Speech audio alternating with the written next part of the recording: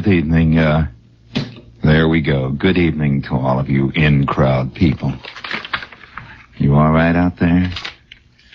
Now, do you know why I'm saying this? I just got this nice little letter. This guy says, a few weeks ago, I went to kind of a little second-rate concert somebody's having at Carnegie Hall. And before it started, he said the MC came out and looked into the microphone and said, well, hello, everybody, since you're all part of the in-crowd. And he said, he was saying it seriously. And he goes on to say, if I had known that all it took to be accepted by the beautiful people was a $2.50 ticket for the 83,765th balcony in Carnegie Hall, I would have joined a long, long time ago. A long time ago. No, that ain't what I wanted. I wanted the other one. It's all right. It's okay. It's all right. It's all right. Yes, indeed. We got Finlandia up. I can see. Good night. Well, bring it up if you want to. It's all right. He wants to bring it up. Bring it up. Bring it up. This is the engineer's choice.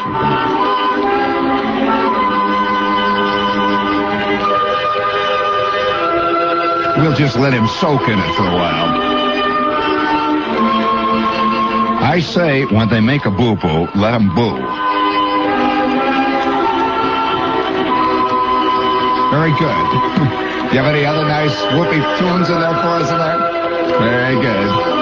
That's nice. That's good. That's why diagrams are written. While we're on the subject, since you brought that up, the reason I brought that piece of music in here was because I had been reading that out in the Middle West, and yes, indeed, George, out in the far West, what we ought to do is institute the old system. That means one, that means two, okay? Very good. All right, because I'm afraid you guys have a tendency just to grab the first one that's handy and turn the switch in the belief that if something's on, it's okay. I'll never forget the time I'm in a radio station, and I saw that just go all to you-know-what, fellas, because he put on, of all things, the Internationale right after he gave the station break and was given the sign-off, and he played the Russian national anthem, and I'll tell you, there were more calls than you could ever shake a stick at. So don't believe just because you've got noise on the air. That's one of the great beliefs on radio. As long as there's no dead air, we're safe. Don't you believe it. Silence is far more innocent quite often than some guy hollering something to another guy in the next studio about the after negotiations that are going on right now or whatever it might be. Just remember that. Maybe you don't know this, friendly people out there, but there is a myth among stage people, and also it laps over in the radio too, that as long as there's no silence, you're okay. And I remember one guy in the middle of Midsummer's Night's Dream in a Shakespearean production, somebody missed their cue. And he's standing out there and he decides to ad-lib. Well, you'd be surprised how ad-libbing shows up in the middle of Shakespeare. It shows up so unbelievable. It's like somebody, did something awful in the middle of Mass. And he just went on for about 3 minutes. And the crowd sort of stiffened. And he thought he was doing great. He came running off the stage, dressed like an elf or a pixie or whatever it is he was dressed. I says, how'd you like the way I handled that when Myrtle missed her cue? And there were nothing but purple faces for blocks around in the backstage. Well, the reason though that I brought this piece of music in here, good reason here, so long as it's Thursday night and we can relax here. The reason, you mark that down, we'll cut that out, okay? The reason that I brought this in was very good reason. I'm sitting here and I'm looking around. I realize that most people who live either on, the New York area or live in San Francisco, that area, they don't really know what winter is about. And on the other hand, since they don't know what winter's about, they have a tendency to amplify or to exaggerate their own world, their own weather. A little piece of snow comes down and they write about it for 4 months. in Los Angeles. It's a fantastic trauma, and they take pictures of it. They try to frame it. Other guy, they try to put it in the freezer to keep it for next year to look at it and that kind of thing. New York is even worse. New Yorkers, the minute it starts raining, figure that the mayor is lousing up again. Poor Lindsay. Wait till the spring showers start, and 2 or 3 Met games are rained out. There's going to be trouble, I'll tell you, downtown that won't stop. And this is all part of living the urban life. But then again, I am not one to look around and say, oh boy, I just want to tell you one story though. How many times have you ever looked back on your life and thought about a fantastic, unbelievable, senseless trek or hang-up that you have had that you cannot explain at this moment? Something you wanted so tremendously, or some insane thing that you decided to do and you carried through in spite of the fact that the car sank in 40 feet of water, that you had to swim 14 miles through raging seas. You just were driven beyond something you couldn't understand. When I look around, I walk down the street and I see a fantastically ugly car. And I see it go past. It's got giant fins, and it's got chrome all over it, and the hi-fi is playing, and it's got a monogram on the side, and, he's compounding the felony. And I see the guy sitting in there. I realized that at one moment in time, this guy must have had a real hang-up. A real hang-up on something that he could not stop. He had a hang-up on getting this ugly car. Now, he didn't know it was ugly at the time. That's the problem. See? Now, I wonder how many guys right now listening to the show, and chicks too, incidentally, are living with somebody because of some unbelievable hang-up they got at one time that they can't even remember why it happened. All they know is that for the rest of their lives, for maybe 40 years, they've been swimming through raging seas. They've been battling icebergs and tornadoes, and they cannot understand what happened. It was that moment. Well, this is what Herman Melville's Captain Ahab epic / Moby Dick Fantasia is about. This is something that Melville recognized, that hang-up. Now he just made it into a big hang-up. He just made it big, and he put in religion and mythology and all the rest. But it's all in everybody's little moment there. Everybody's been Ahab at one point or another. I will have to tell you about the time that I was Ahab. I was about maybe 11, and it was during Christmas vacation, which is a bad time. You know that psychologists will tell you that more murders, more acts, atrocities are committed, more guys. Have you noticed how many houses are burning? If you listen to the news, houses are burning down all over the place. Well, it's because of the time of the year. People there's a great unrest settles into the human spirit at that time. The first of the year, nostalgia for who knows what, excessive joy, cheering, whoopee, the whole business, all of it's poured into 1-2 week period of almost totally repressed and nobody, insanity of one kind. Nobody is totally immune from it, although he thinks he is. He's listening, so what is he talking about? And at the same time, he's pulling straws out of his ear. What do you mean, what is he talking about? You know what I'm talking about.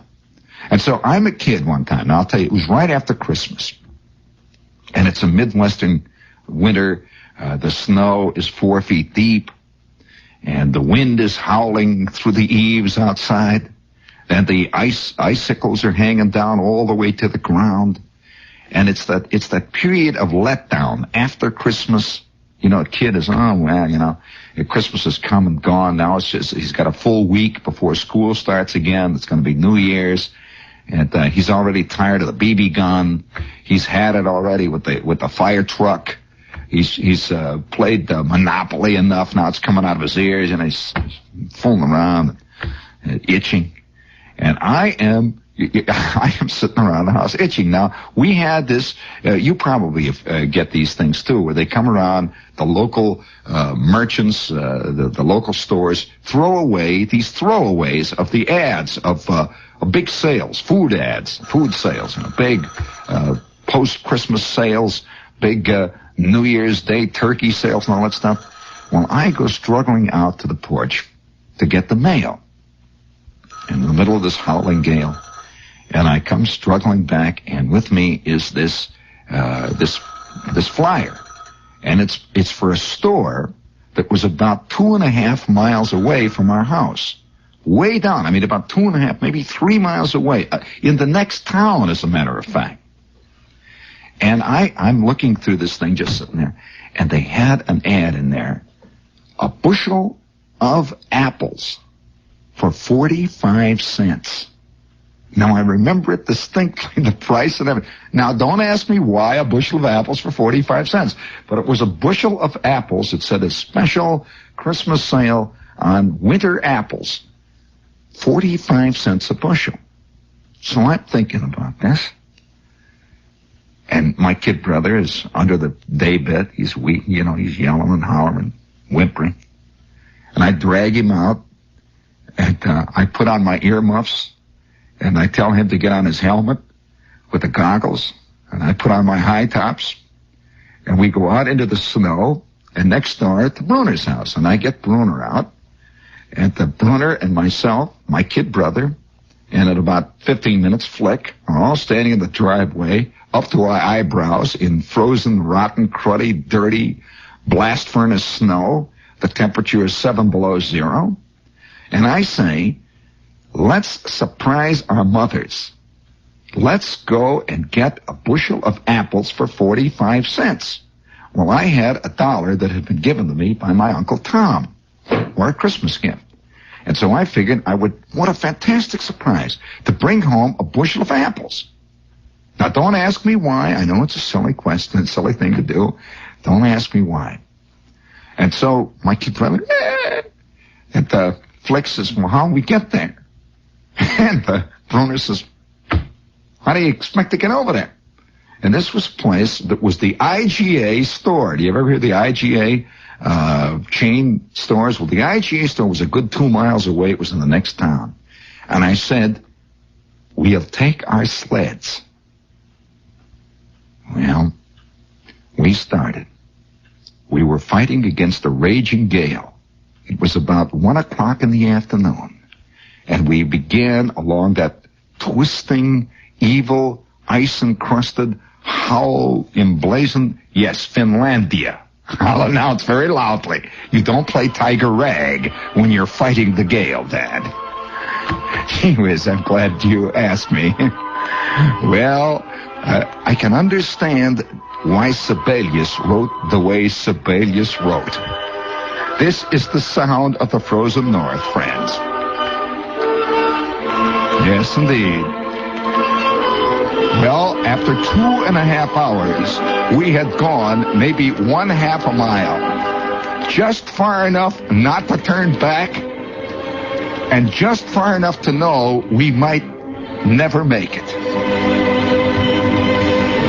Ooh, the wind howled and it howled, and my kid brother was hanging on to the back of my sheepskin coat. Bruner was limping badly.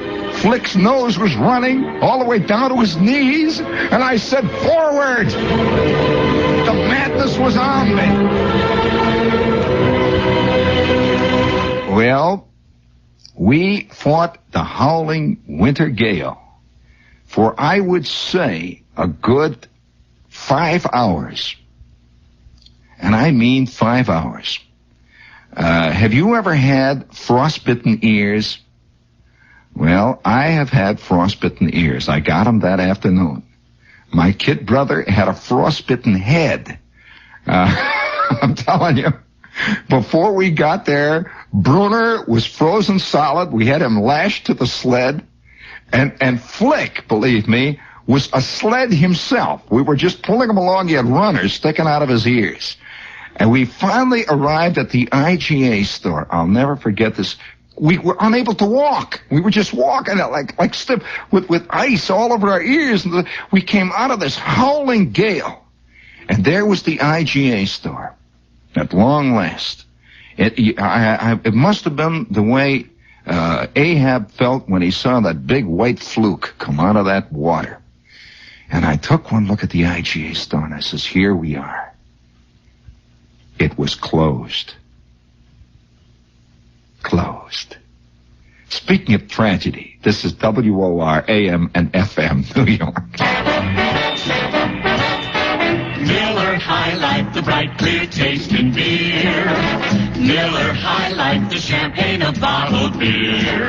There's only one champagne of bottled beer. Sparkling, flavorful, distinctive. Miller High Life.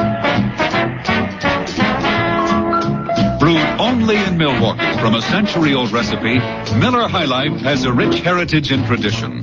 A bright, clear taste. Unequaled, unquestioned, unchanging. Available on tap, in cans, and in the familiar crystal clear bottle.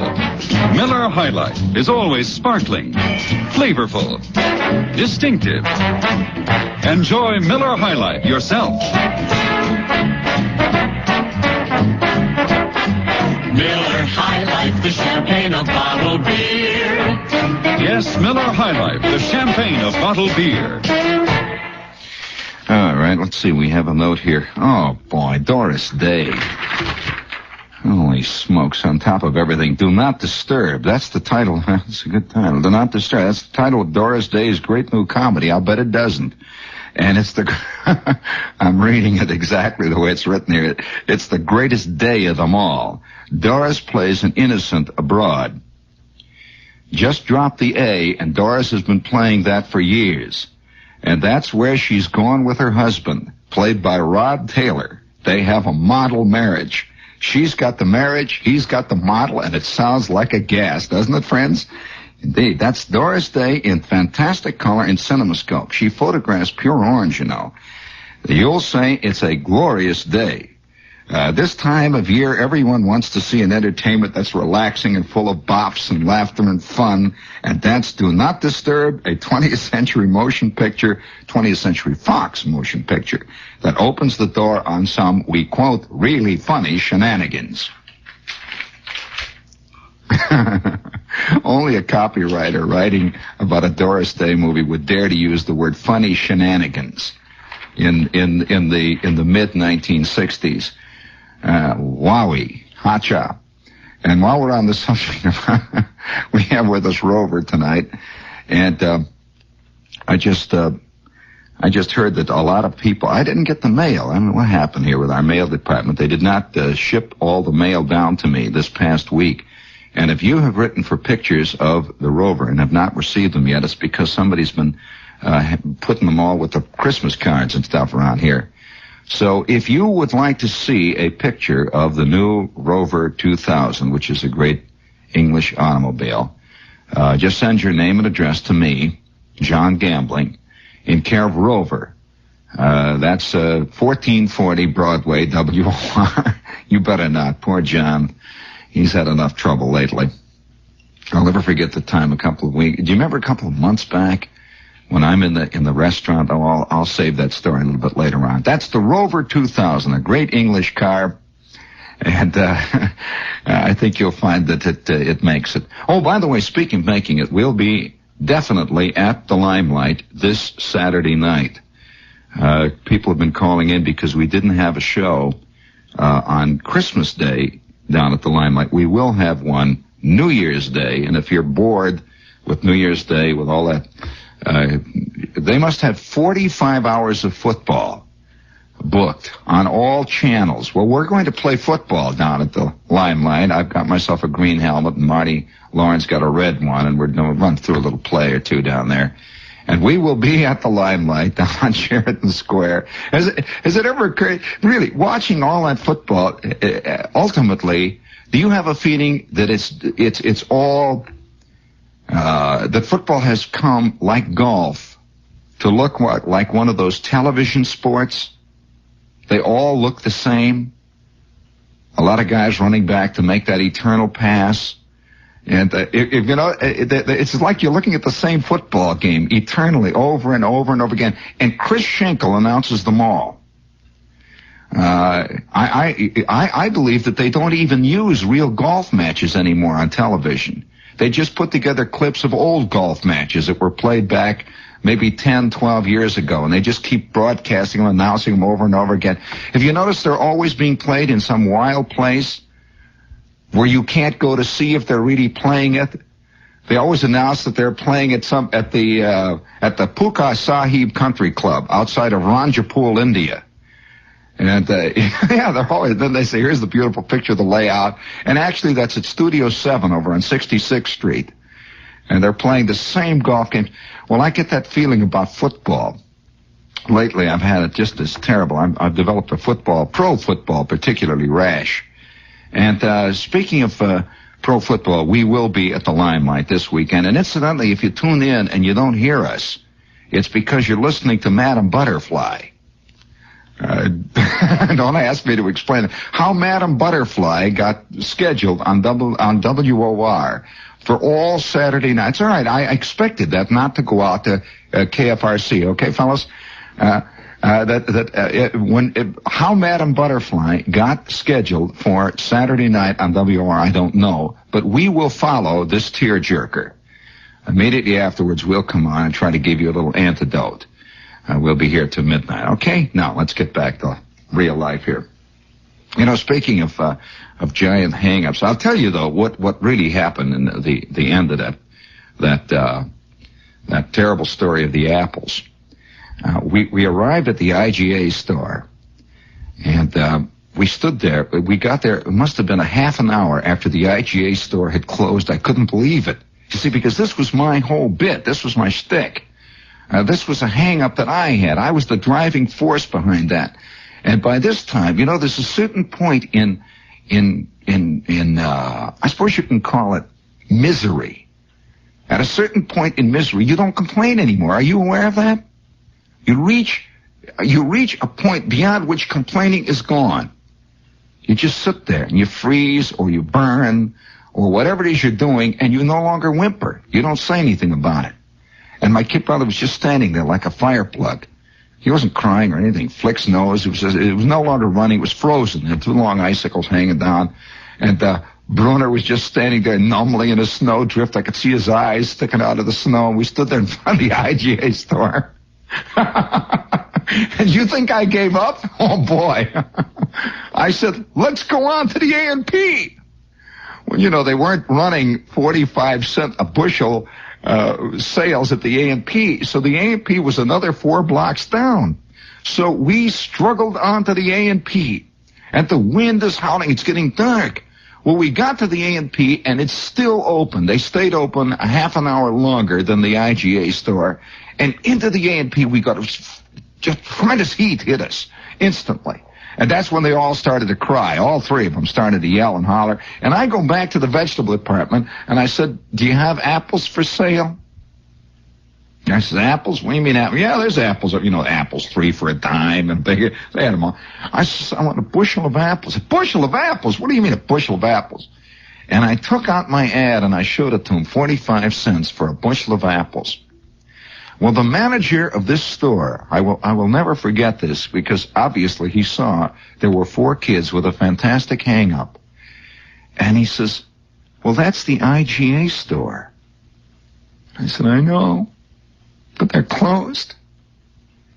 He says, bushel of apples for 45 cents. Well, I know what they're talking. He says, they're talking about those little horse apples, those little, I can see him muttering, it's little horse apples.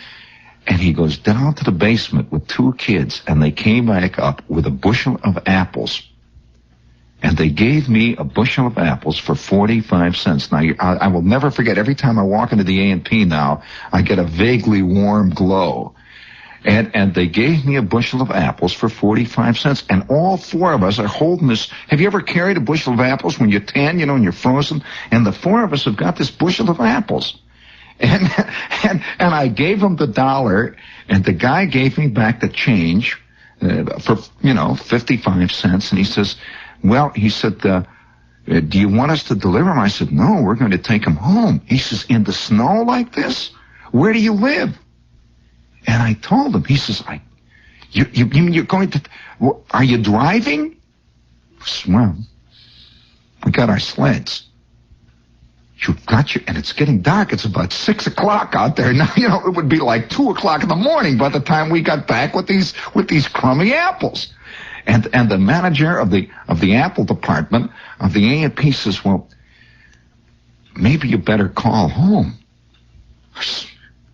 It's for a surprise. He says, it's for a surprise for who? Well, I'm going to surprise our ma.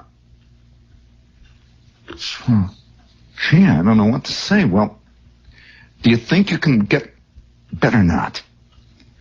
And he called somebody over named George. And George came over to the four of us and he says, we'll take you home in a truck. And they had this big, giant big green truck, and all on the side of it said Atlantic and Pacific Tea Company with the red and gold letters. And he says, come around to the back. And we came around the back, and he says, we're going to take you home. Mr. So-and-so has decided that you better go home in the truck, and we'll take you home. You say you're going home to Hessville? I said, yeah, Cleveland Street. But what about our sleds? Oh, okay, well, let's pick up the sleds. Well, all four of us got in the back of this truck with our 3 sleds and a bushel of apples, and they turned around and they drove all the way on back. The guy couldn't believe it.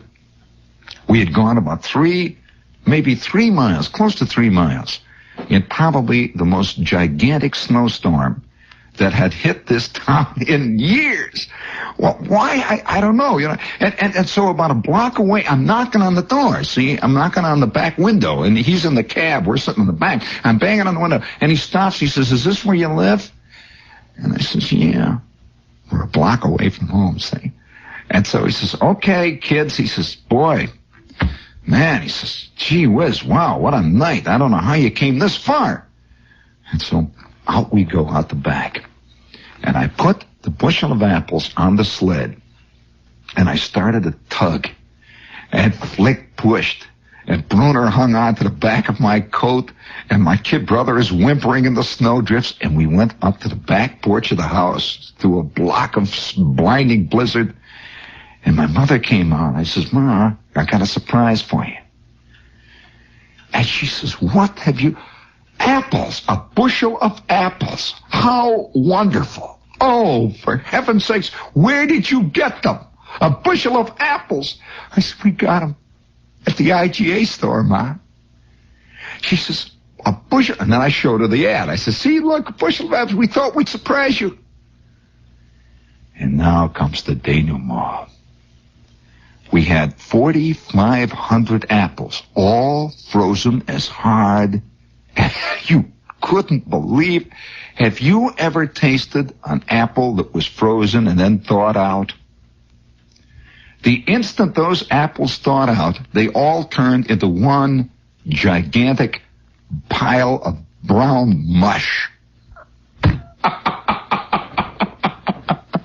But for years after that, it was like a big thing in the family. It was like the time that I really went out and did it. And everyone said, well, do you remember the time that Gene went down and got the bushel of apples? Gee whiz. Oh, boy, those were really, that was really something. Wasn't that great how they did that? And we'd say, yeah. And that to me is always, will always remind me of the great hang-up. And it's all, I realize that many adults carry a thing like that all their lives. Some fantastic drive that just never lets them stop. In fact, I suspect that one of the reasons why snow and ice brings out the epic. Have you ever run across in crossword puzzles what they talk about the Icelandic epics? The Icelandic sagas. Nobody writes sagas in Florida. You just don't write a saga when you're sitting on the beach, It never occurs to anybody sitting in Bermuda to write a saga. It's only where the wind howls and that Sibelius sound comes whistling out from under the eaves, And you can hear those icebergs clattering one against the other. And you're staring off into that gathering gloom of a fantastic, cold, crisp, freezing winter night. That's when the saga urge is upon a man. That's when the fevered brow of the great Beowulf strides across the land. Oh, wow. You know, that reminds me, listening to that music, set that back, will you, Skip? Have you, any of you, I suppose a few of you have, I can understand why some of the greatest short stories have been written about the frozen North. Do you remember Jack London's story? I'll never forget one time I'm a kid. I must have been about in 8th grade. In fact, I know it was 8th grade because I remember the teacher who read this story to us. She is standing up in front of the class, and we're all sitting there very innocently. And it was the first time that literature ever got me. Raggedy Ann and Raggedy Andy didn't quite move me. I was with it, but they didn't move me. Dorothy and the Wizard of Oz, they moved me about a millimeter to the right. The Hardy Boys at the lake, well, a little bit. The Outdoor Chums at the White Mountain, possibly. But one day, Miss Fife, who was a little dark-haired teacher with rimless glasses in 8th grade, stood up behind her desk, and she said, we've been reading stuff like Lady of the Lake. We've been reading things like, Ivanhoe, and so on. And she says, today I'm going to read one of my favorite short stories. Kids don't really read short stories. They don't assign short stories in classes. They always assign these terrible novels like Silas Marner, that kind of jazz. They don't tell you to read The Banana Fish. Nothing like that. You're always reading some long giant thing about guys running around in armor, that kind of stuff. And so she says, I am going to read to you a short story, one of my favorite short stories. It was one of those. Do you remember in classes when you were in school, on those relaxed days when there wasn't really an assignment, and some teacher decided just to have a little fooling around time that day? Like, let's just sit and talk today. What do you say?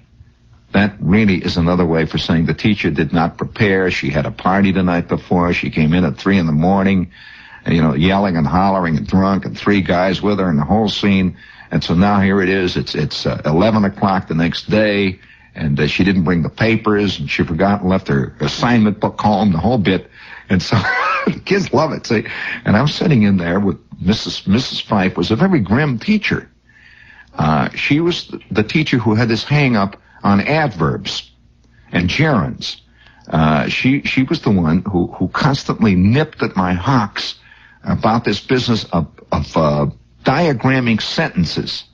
I became the greatest fake sentence diagrammer in the history of the Middle West. To my knowledge, I have never correctly diagrammed a sentence, but I could fake it. I made all these little lines hanging, and I wrote... and I used to fake this. I never learned what all this diagramming jazz was about. And that was Miss Fife. She was a very grim teacher. That kind. She was always talking about parts of speech. She used to line us all up. Like, she'd take two groups out of the class. Like, she'd divide everybody from M to Z would stand over there, and everybody from A to M would stand on the other side, and they would have a parts of speech contest. Have you ever had that? Where she would read out, shout out a word like beautiful. All right, now what do you say? Is it an adjective? Is it an adverb? It was a variation on the old spelling game. And so it was that. Oh, I used to hate that. It was always chicks knew all about gerunds and stuff, and I'm always staying. 30 seconds later, I'm sitting in my seat. If you missed, you sat down. I'm always sitting in my seat, and everybody else is battling it out. Well, that was the kind of teacher she was until this day. Miss Fife says, I'm going to read to you. It was an English class, of course. She says, I'm going to read. It's not in our books or anything. I'm going to read a short story to you. And Let's see. Here it is. It's from one of my books I brought from home. I just happen to have it with me in my purse, and I'd like to read a short story. Now, all of you sit down. There's not going to be any questions asked on this. Nothing to do with assignment. It's just for fun. All right. And she started to read. Now, at the beginning, she had this cracked old lady English teacher voice. You know, the kind that says, "The wind blew out of the north." That kind of voice. The vaguely Norman Vincent Peale preacherish voice. You know, the kind of voice that so many non-professional readers assume when they read. They read like this. "The boy stood on the burning deck, a peck of apples in his hand." You know, that kind of voice. That's what's called the reading voice.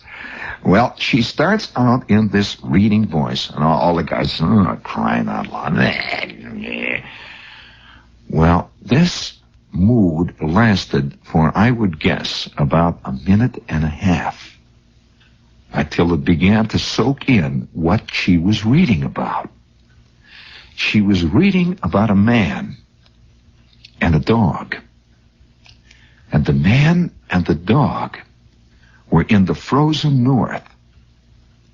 And they were struggling to go somewhere. They were between something and somewhere. He was a trapper, or he was a prospector, and he was with this great dog, a husky. And the wolves were howling in the woods all around him. And it was a story that not only grabbed, you could have heard, believe me, you could hear the trains howling 4 miles away in the classroom as she read this story. It was a Jack London story. How many of you remember a story like that? And the guy was freezing to death. He kept falling down and falling asleep. Do you recall that story? And the dog kept tugging at him, trying to wake him up. And then he would drag himself forward, and the dog would tug again and wake him up. Do you remember that story? What is the name of that story? I will award a brass figurine with bronze oak leaf palm if any victim of those particular stories is around and can remember it.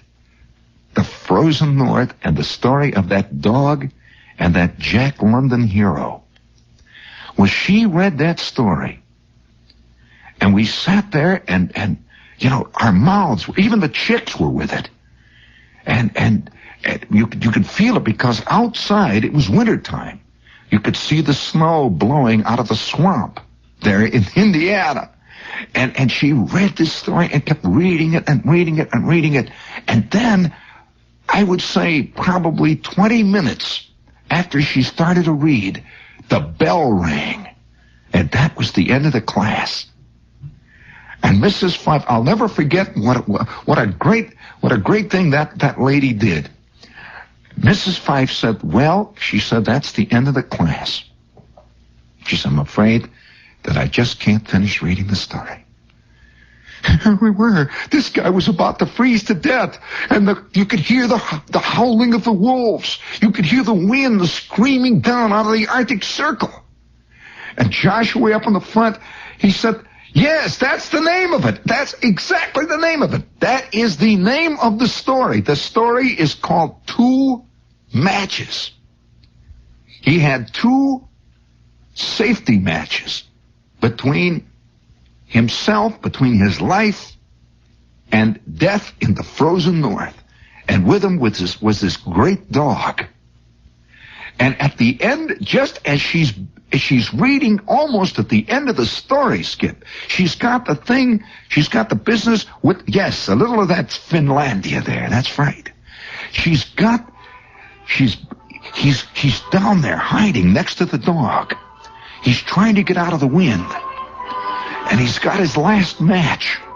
He's trying to get a fire started. He knew that if he didn't get this fire started, he couldn't possibly survive in that long Arctic night. His last match. And he strikes it. And that little tiny glow, the temperature 45 below zero, the great dark Arctic night stretching high over him, the flickering of the northern lights, and the distant baying of the advancing wolves, and that tiny light flickered for just a moment.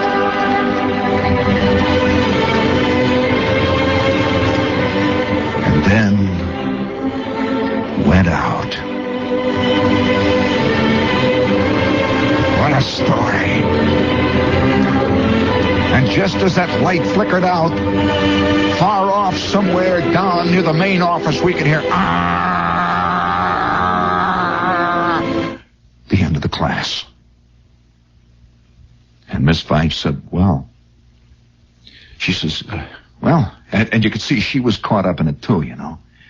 You could see she was just all caught up in the story. And we all sat there for a minute, and you could hear all the crowd moving up and down that great hallway, and up above us, it's 3 stories of kids pouring up and down the staircases. And a couple of guys started to come in for the next class, and she says, well,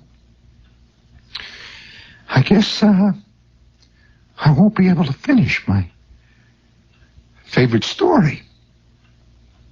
But for those of you who want to finish it, you'll find this in a volume of short stories down at the library. Well, I'll tell you this. There were 37 kids in that class, and she turned 37 kids on to reading. That was the most dramatic turn on. She believe me, she turned us on. And I suspect to this very day, there are 36 other people who were in Miss Fife's class, who are inveterate readers, who remember that flame flickering in the Arctic wilderness, the sound of that Sibelius music roaring through the eaves, as little old Miss Fife, her girdle creaking, her rimless glasses glowing in the fluorescent lights of the classroom, the blackboard behind her outlining her with the little chalk scribblies all over, the parsed sentences, the sentence diagrams drifting off down to the floor. And up to that point, that's what English had meant to us.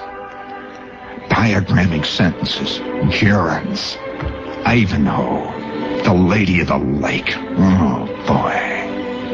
And then all of a sudden it meant something else. A man hiding next to a dog with the wind screaming out of the black evergreens, slowly creeping up on him. And the faint, distant howling of the wolves as that last tiny match flickered up for an instant.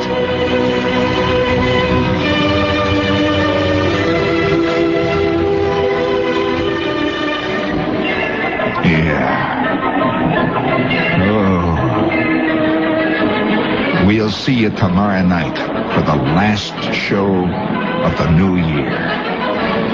Razzmatazz and Rudy Toot. And there will be a Saturday at the Limelight.